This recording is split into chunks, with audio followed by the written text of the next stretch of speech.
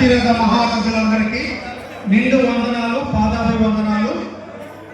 కార్యకర్తలకి పాదాభివందనాలు తెలియజేసుకుంటూ ఈరోజు అనేక మహానాడు చూసింది తెలుగుదేశం పార్టీ. 43 ఏళ్ల సుదీర్ఘ ప్రయాణం, సుదీర్ఘ పోరాటాలు, ఎన్నో మహానాడు చేసుకున్నాం. మనకి అధికారము తెలుసు, ప్రతిపక్షము తెలుసు, కానీ ఎప్పుడు కూడా పోరాట స్ఫూర్తితో పనిచేస్తాం. ఇప్పుడు 124 సీట్లు వచ్చాయి కదా అని మనమేమి ఎక్కువ కొంచెం తగ్గించాము, ఎక్కువ తగ్గించాము. రీసౌండ్ 124 సీట్లు వచ్చినాయి అని మనం విశ్రమించలేము. ఇటీవల కాలంలో గ్రామదర్శిని అనే కార్యక్రమం పెట్టుకుని మనము ఉదయం నుంచి రాత్రి వరకు నాతో పాటు వేదిక మీద ఉన్న సీనియర్ నాయకులు కూడా మీరందరికీ నిజంగా పాదాభివందనాలు చెప్పాలి. ఎందుకంటే మీ ఊరు వస్తే ఆ గంట ఉంటాం, కానీ ఉదయం నుంచి నాతో పాటు మండు టెండల్లో మధ్యాహ్నం ఎక్కడ భోజన విరామం కూడా ఇవ్వలేదు. అలాగా పరిగెడుతూనే ఉన్నాం. వచ్చే సంవత్సరం ఎన్నికలు ఇంకా 4 ఏళ్ల తర్వాత. అంటే అధికారాన్ని మనం ఆధిపత్యం కోసం వాడడం, అభివృద్ధి కోసం వాడడం, ప్రజలకి ఇంకేం సేవ చేయాలని పరిగెడతాం. నిజానికి ఒక ప్రాంతీయ పార్టీ స్థాపించబడి 43 ఏళ్ల తర్వాత కూడా నిర్విరామంగా అది దూసుకుపోతూ ఒక ప్రజాసేవకు అంకితమైందంటే ఆ మహానుభావుడు 1982 మార్చి 29వ తారీఖున ఈ పసుపు జెండాకి రూపకల్పన చేసి ఒక ఎజెండాని ఇచ్చారు. మనకి రెండే తెలుసు, పసుపు జెండా, తెలుగుదేశం పార్టీ ఎజెండా, ఈ రెండే మన ఆయుధాలు. అయితే ఏ రోజు విశ్రమించాం. ప్రతిపక్షంలో ఉన్నప్పుడు పోరాటాలు చేస్తాం, అధికారంలో ఉన్నప్పుడు పోరాట స్ఫూర్తితో పనిచేస్తాం. విశ్రమించని సైనికులు లాంటి వాళ్ళు. అయితే అక్కడక్కడ కొంతమంది అనుకుంటారు, నన్ను కూడా మొన్నే కదా గెలిచాం, నాకేంటి టార్చర్ ఉండేదే కదా, ఎందుకు మమ్మల్ని ఇలా పరిగెట్టిస్తున్నారు అని. ఈ మధ్యన నా కారు ఎక్కడానికి కూడా భయపడుతున్నారు, రాయి కారు మారిపోతున్నారు. ఎందుకంటే ఎక్కిన కాడ నుంచి యక్ష ప్రశ్నలు వేస్తుంటాం కదా, అది అవ్వలేదా, ఇది అవ్వలేదా, అది చేయమన్నాం కదా, ఇది చేయమన్నాం కదా, ఇట్లా. కాబట్టి నాకేమనిపిస్తుందంటే పసుపు సైనికుడు అనేవాడు ఈ 43 ఏళ్ల పాటు తను కోల్పోయిందే తప్ప సంపాదించింది ఏది ఉండదు. ఏ పసుపు సైనికుడు ఈరోజు నేను ఆర్థికంగా బాగా లాభపడిపోయాననే సందర్భం ఉంటుంది. మరి అది ఎలా సాధ్యమవుతుంది? 43 ఏళ్ళగా నాకు నా కుటుంబమే నేపథ్యం గుర్తుకొస్తుంది. మా తండ్రి గారు మధ్యపాటి యోహాని గారు, ఆయన ఇప్పుడు లేదు, కానీ 1982 తెలుగుదేశం పార్టీ స్థాపించినప్పుడు ఆయన జెండా మోసారు. నేను అనుకునేవాడిని, ఈయనేంటి మా కుటుంబాన్ని వదిలేసి మా యోగక్షేమాలు పట్టించుకోకుండా తెలుగుదేశం పార్టీ అని సైకిల్ వేసుకుని ఊరు వాడ తిరుగుతుంటారు, కుటుంబాన్ని వదిలేశారు కదా అనుకున్నాం. కానీ ఆయన ఒక వ్యవస్థ కోసం పనిచేశారు, ఒక తెలుగుదేశం పార్టీ కోసం పనిచేశారు. ఆ జెండా మోస్తే ఆ పసుపు జెండా ఏం చేసింది అంటే మద్దిపాటి వెంకటరాజు లాంటి ఒక సామాన్యుడికి సాంఘిక సంక్షేమ గురుకుల పాఠశాల పెట్టింది తెలుగుదేశం పార్టీ.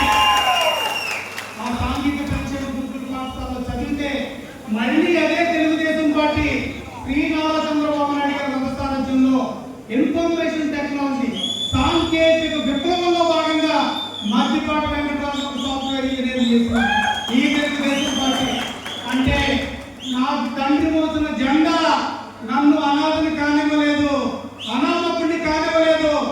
ఈ గడ్డ మీద ఒక సాఫ్ట్వేర్ ఇంజనీర్ గా మధ్య తరగతి కుటుంబం నుంచి, దళిత కుటుంబం నుంచి వచ్చిన వాడు అన్ని అవరోధాలు దాటుకుని సగర్వంగా అమెరికా గడ్డ మీద కాలు పెట్టి ఉద్యోగం చేసిన ఈ జెండా. అందుకే ఈ జెండా ఒక త్యాగంతో కూడుకున్నది. అందుకే నా తండ్రి మోసిన జెండానే నేను కూడా పొలాలు వేసుకున్నాను, నేను ఈ జెండా మోస్తాను. నిన్న మొన్నటి వరకు నా తండ్రి ఈ రోజు లేడు, కానీ జెండా నేను మోస్తున్నాను. రేపు నేను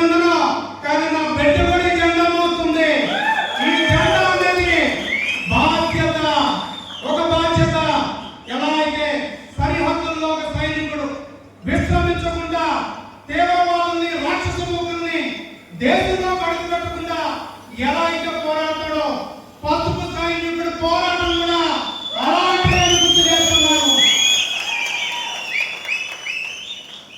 ఈరోజు ఈ యొక్క తెలుగు గడ్డ నేను చదువుకున్న వ్యక్తిగా, అనేక ఎనాలిసిస్ చేసే వ్యక్తిగా, దేశవ్యాప్తంగా ప్రపంచవ్యాప్తంగా వచ్చిన మార్పుల్ని అర్థం చేసుకునే వ్యక్తిగా చెప్తున్నాను.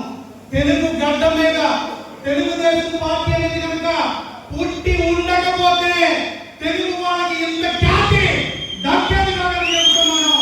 కావాలంటే చూడండి, ఈ భూమండలంలో ఉన్న ఏ దేశంలో కన్నా అడుగు పెట్టండి, అక్కడ తెలుగు వాడు ఉన్నాడు.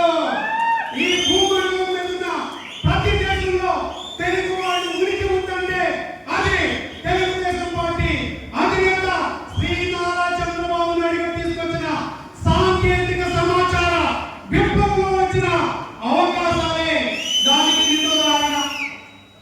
సామాజికంగా మాట్లాడదాం. ఒక దళితుడిని ఈ రోజు దళితుడిని సకాలంగా ఇక్కడ మీ ముందు నిలబడగలిగాను. ఒక మధ్యతరగతి కుటుంబం నుంచి వచ్చి ఒక సాఫ్ట్వేర్ ఇంజనీర్ అయ్యారంటే తెలుగుదేశం పార్టీ తీసుకొచ్చిన విద్యా వ్యవస్థలో వచ్చిన సంస్కరణలే భాగం. ఈ రోజు ఇందాకే ఒక బీసీ నాయకుడు, మన బీసీ నాయకుడు సత్యనారాయణ గారు మాట్లాడారు. ఇది ఈ యొక్క తెలుగు గడ్డ మీద సగం పైగా బీసీలో ఉన్నారు. కానీ బీసీ యొక్క ఆత్మ గౌరవాన్ని నిలబెట్టింది పసుపు జెండా. అప్పటి వరకు బీసీలు అంటే కేవలం ఓట్లేసేవాళ్ళు మాత్రమే. కానీ తెలుగుదేశం పార్టీ వచ్చాక, స్థానిక సంస్థలో రిజర్వేషన్ ఇచ్చాక, సగర్వంగా బీసీలకు అవకాశం ఇచ్చాక ఆ రోజు చెప్పడం మొదలు పెట్టాం. ఇదిగో మా గ్రామ సర్పంచ్ గారు, మా బీసీ నాయకుడు, ఇదిగో మా పక్కన ఎంపీటీసీ గారు, మా బీసీ నాయకుడు, మా మండల జడ్పీటీసీ, మా బీసీ నాయకుడు, పక్క మండల ఎంపీపీ, మా బీసీ నాయకుడు, అదిగో కాన్వాయ్లో వెళ్తున్న జిల్లా పరిషత్ చైర్మన్ మా బీసీ నేతే. మా బీసీ అనే ఒక సంస్కారాన్ని తీసుకొచ్చి ఒక ఆత్మ గౌరవాన్ని రాజ్యాంగ శక్తులుగా తయారు చేయగలిగాం. అటు ఎస్సీలో, ఇటు బీసీలో, ఇటు మైనారిటీల్లో ఇలా అట్టడుగు అణగదొక్కబడిన ప్రతి వర్గానికి ఈ పసుపు జెండా అండగా నిలబడింది. అది తెలుగుదేశం పార్టీ గొప్పతనం. అయితే అక్కడక్కడ ఈ మధ్యకాలంలో 164 సీట్లు వచ్చినాయి కదా అని కొద్దిగా విశ్రమిస్తున్నాం. అక్కడక్కడ కొంతమంది మన నాయకులు అక్కడక్కడ కొంచెం స్వరాలు వినిపిస్తున్నారు. మమ్మల్ని పట్టించుకోవట్లేదా, లేదా మాకు గౌరవం ఇవ్వట్లేదా. అయ్యా, చంద్రబాబు నాయుడు గారి దగ్గరగా చూసాం. ప్రోగ్రామ్ కమిటీ చైర్మన్ అక్కడ పనిచేస్తున్నప్పుడు ఉదయం నుంచి అర్ధరాత్రి వరకు ఆయనతో ఆయన యొక్క ఆదేశాలని వింటూ ఉన్న వ్యక్తిగా చెప్తున్నా. కొన్ని సందర్భాలు ప్రతిపక్షంలో ఉన్నప్పుడు అయితే ఒక రాక్షస మూకులు దాడి చేస్తున్న